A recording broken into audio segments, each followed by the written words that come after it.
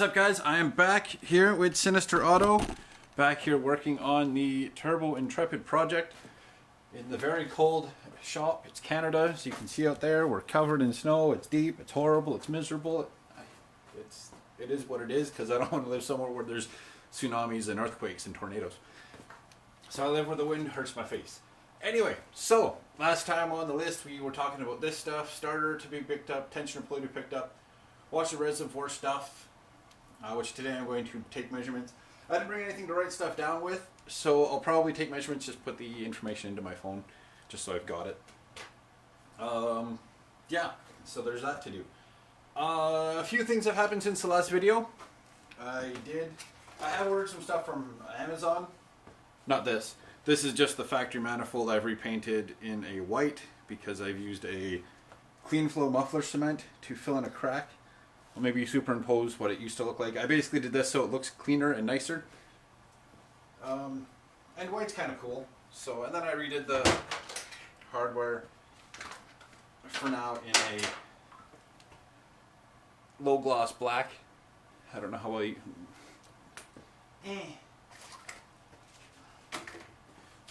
We'll use this, as you can maybe see it. It's just to give it a little bit of a cleanup. Okay, so I picked up some gaskets. Nothing fancy, nothing like a multi-layer steel. They're just a basic steel gasket. Two different listings. I got the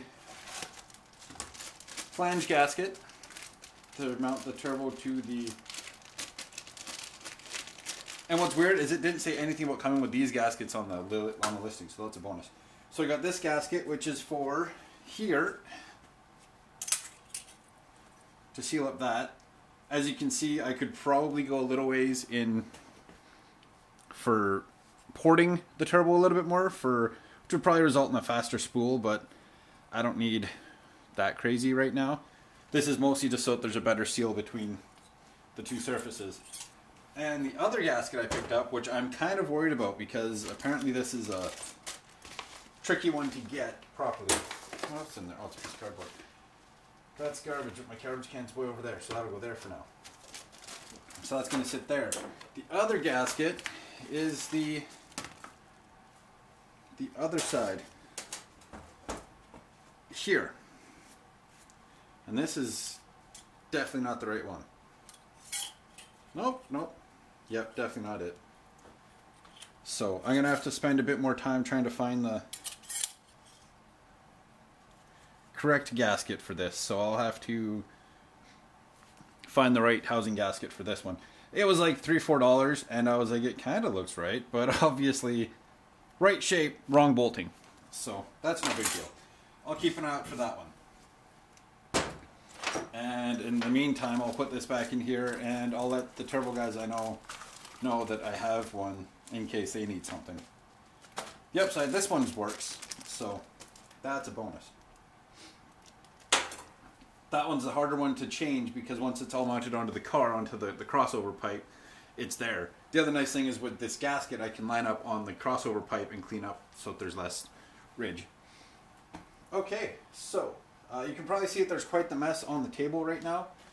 I am kind of working through a bunch of the mess, slowly but surely. I got screws, I got clips, I got everything. I'm slowly working through a bunch of this stuff to clean it up. A lot of it is just I've added it back to here for the time being from cleaning up other stuff. So yeah, there's a bit of a mess. I'm working on, I need to extend the little bit of hose I put down there because that's not quite long enough, so I'm going to extend that a little bit so I can change how it mounts and all that kind of fun stuff. And I've got that box to go through yet with just various hardware and whatnot. And then just a bin full of hardware, which is going to go into a bucket because it's all metric, so it's worth keeping just so I've got it. Let's cut to showing you what's on the engine. Okay. Back to the engine here. So I started playing around. You can see I've got one of the bolts in here. I was test fitting some other stuff to see how hard it would be to put the starter in after putting the other stuff on. It's doable. It's still a bit of a pain because you got to really wiggle it in there. So I did get the thermostat housing on as well. I did paint that the low gloss black. You can see here I was trying to adjust, so I'll have to figure out the perfect distance to kind of get that out. I did use the same hardware as I used on the front, that gold anodized grade 8, because I had extras. So it's new gasket, new thermostat, because this is kind of in a horrible place to get to. This zip tie is just here for when it goes in. It keeps these cooler lines from getting caught up on anything. I've got the shim for the starter. I have to do a little bit of cleaning on here. These valve covers are coming off. 100% they will be coming off because this one here, that tube is full of oil. I don't know if it's, yeah, you can't see it in there, but it was full of oil when I pulled the coil packs off. So it's coming off because I'm going to fix the oil leak while it's out.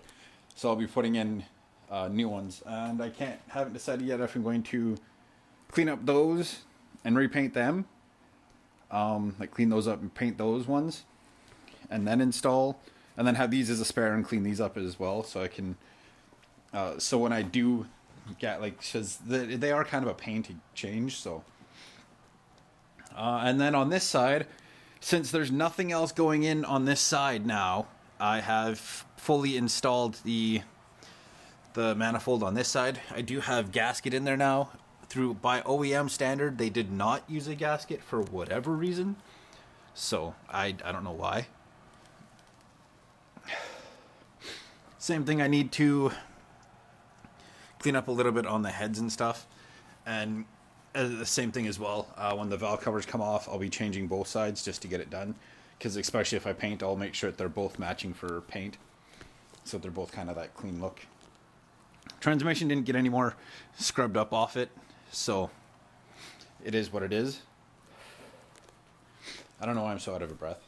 It's just saddening. You might notice that I don't have the harness on, and that is because of this evidence in here. Kind of flaky plastic and stuff. I was checking stuff over, and I was like, I should pull the harness because I want to take out this heavier cable out of it, just because it's dead weight and it's in the way, and I just don't want to have any issues with it.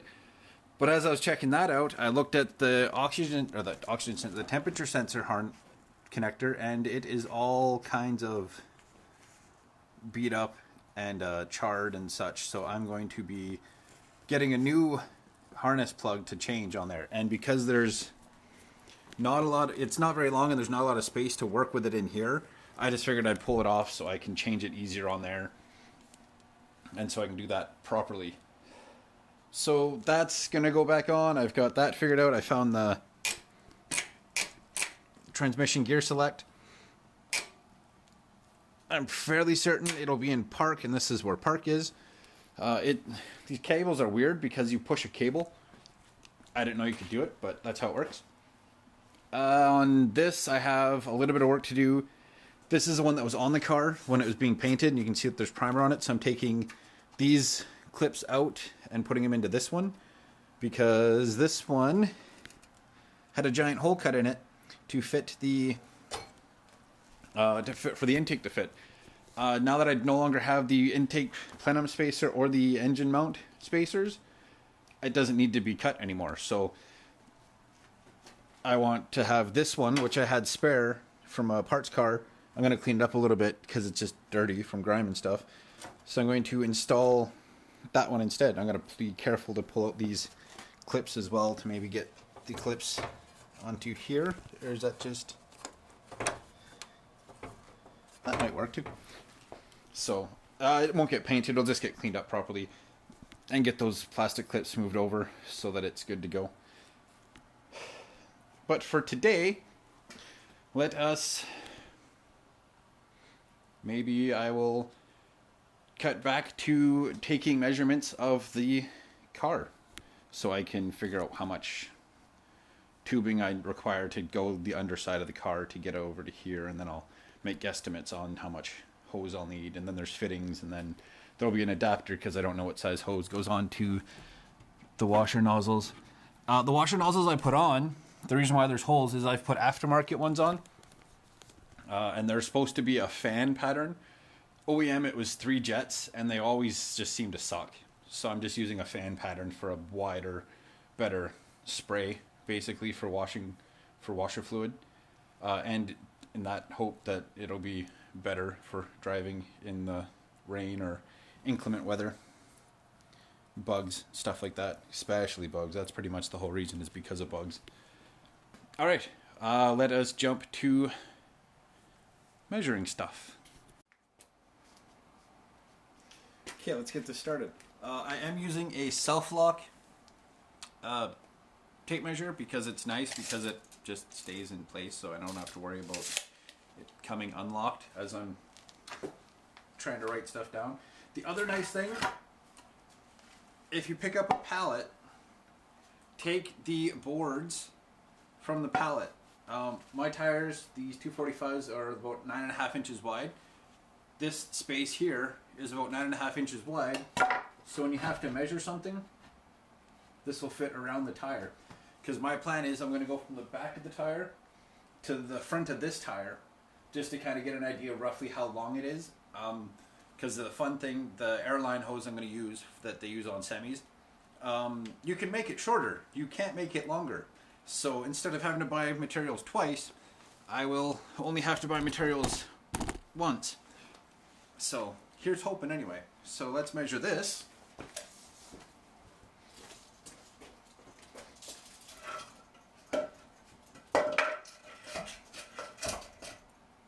And I've got these on the back right now so that the car can't roll backwards on me when I'm working on stuff.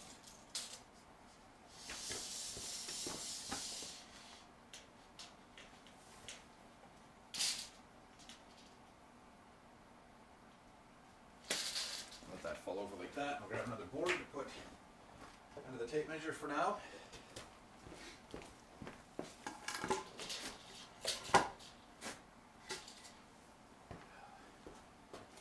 Okay, now if I pull this tight,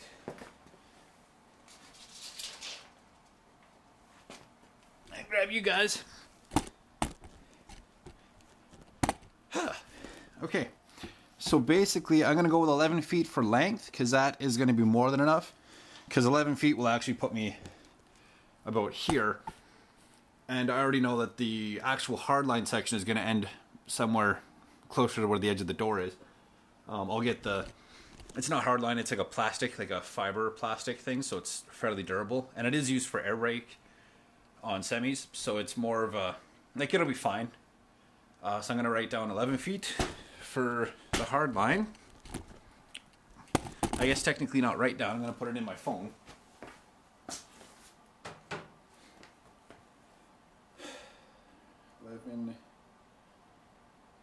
Feet air brake line.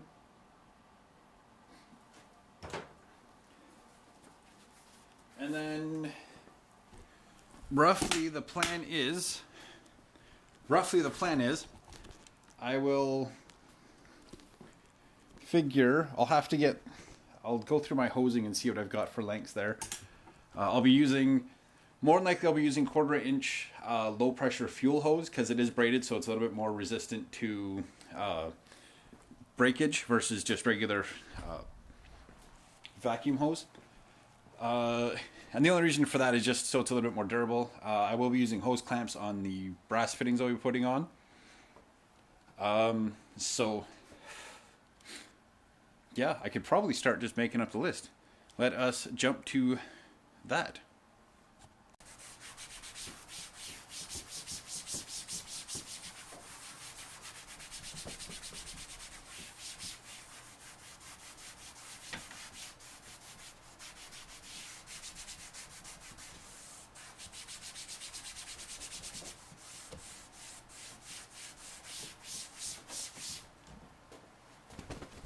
Come springtime, I'm going to have to properly clean this with something.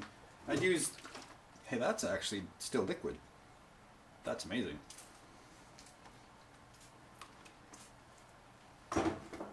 So whatever it is that's in super clean doesn't freeze. That's a helpful little tip for me to you that I just learned too.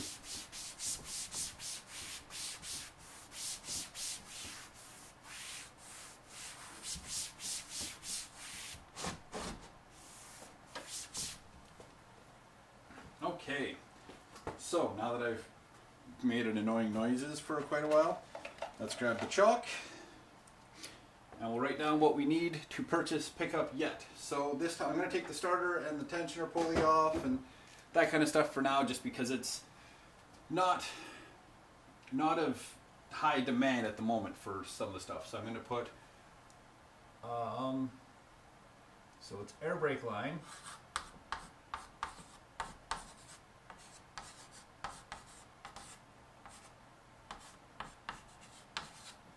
and that is 11 feet by 1/4 inch. I need low pressure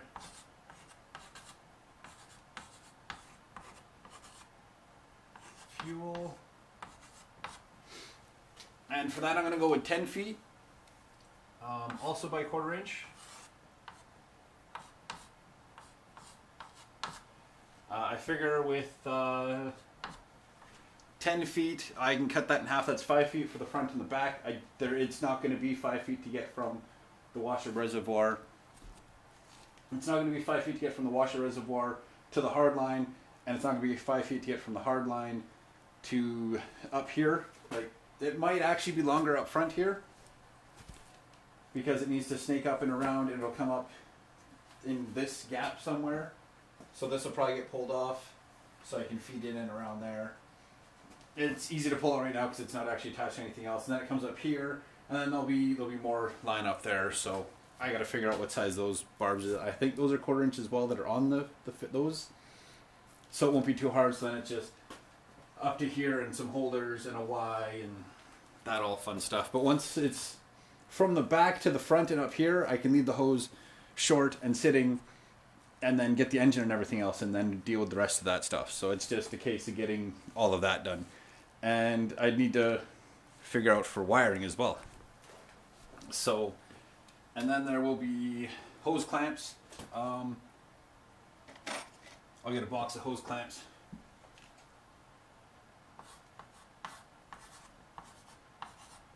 Hose clamps times 10. Because I like these ones. I've only got a couple of these left. These are nice because they won't cut into the hose. They're for fuel line. So if I'm going to use 1/4 inch fuel line, I'll use these as well for hosing for the washer fluid. A bit overkill, but I'd rather it be solid versus leaking. So 10 of those. I will need a push connect,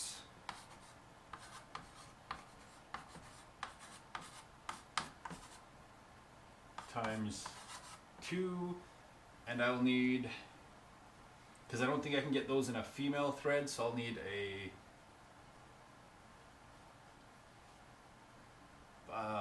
pipe thread joiner, so I'll probably do that in a 1/4 inch pipe thread joiner, and that's times 2, and then I need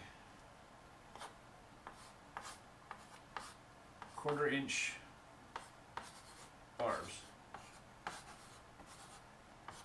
times 2. So I've taken up a bit much space this time, so I won't really be writing down what I'll be doing for next video. Next video will probably be once I've picked up all this stuff and we can start on fitting it. The other thing I need to pick up are small C-clamps, so I'll put that up here. Small C-clamp.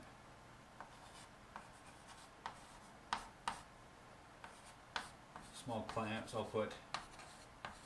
And there'll be things like self-tappers. There'll be other stuff I'll need to pick up as well. I'll make sure it's on my other list. It won't be on this list. But yeah, that'll be that for there. So next video will probably be getting all of that sorted out, getting it installed. A bit more action-packed than this time around. This time it's more of a simple, this is the steps we're taking to get to the next step. And I'll be looking into ordering another gasket for the turbo. And then once this line is in, I can have it extra long in the back. And the only other thing I'll need to figure out is wiring from here to the back so I can use the factory washer fluid, like the factory thing for spraying it. And then once that is done, and I have this end at least figured out for the wiring, the back doesn't matter because then I can put the engine in. And then once the engine and transmission are in, there's a few things I'll still need to do on the engine transmission, a little bit of cleaning up on the heads and starter, and the coolant hose needs to be done up and put the manifold on. But once that's ready to go, it's going in. I'll probably put the manifolds or the valve covers on beforehand. If I knew it was steady enough, I would drop it down off of the off there so I could take the manifold covers, like the valve covers, off right now. But that is it for this time around. I'm going to go out to my parts car and see if I still have more heat shields for there. I might put heat shields to cover both sides of the engine mounts just to protect them that little bit extra, especially on that side, because that side gets really hot on that side, so I figure an extra one won't hurt at all. And then once it's in, then it goes in, and then there's hooking up wiring. Like I said, I still got to get the starter, so there'll be the starter power wire that goes from the starter and it goes over, and it's going to be attaching to over there. And then there's some coolant hose things to figure out. I'll probably be changing. I got to go through the car, find all the stuff that's in there, and make sure I've got everything for that. Because we are slowly inching closer. It is middle of January right now. You probably won't see this till close to the end of January. By then I should have more saved up to come out. Because once the engine's in, then I can start slamming through a bunch of other stuff, get it started, get it running. I got to change fuel pressure and all that. There's some grinding to do on the exhaust to get it cleaned up. I got to get some welding done on the other exhaust and on that exhaust, and then that's done, ready to go. And then there's attaching the rest of the exhaust. So there's a fair number of things I need to get done in advance, and I hope to get them done. I might have to forego the intercooler for this year just because I want to get it running, but that's not that big of a deal to me. I can make it work.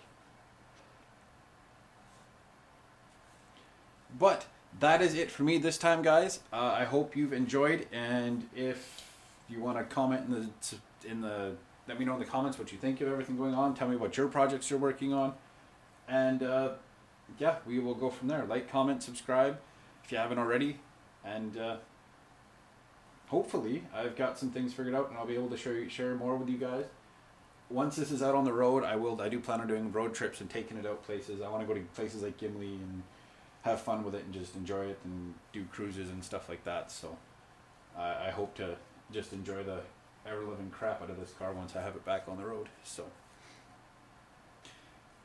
that's it for me this time, guys. I hope you've enjoyed the video. Let me know in the comment section what you think of the car, the color. Tell me about your projects that you're working on for winter. Hopefully you found this informative or educational or anything like that. And I hope going forward I can teach you guys some more. But until next time, peace.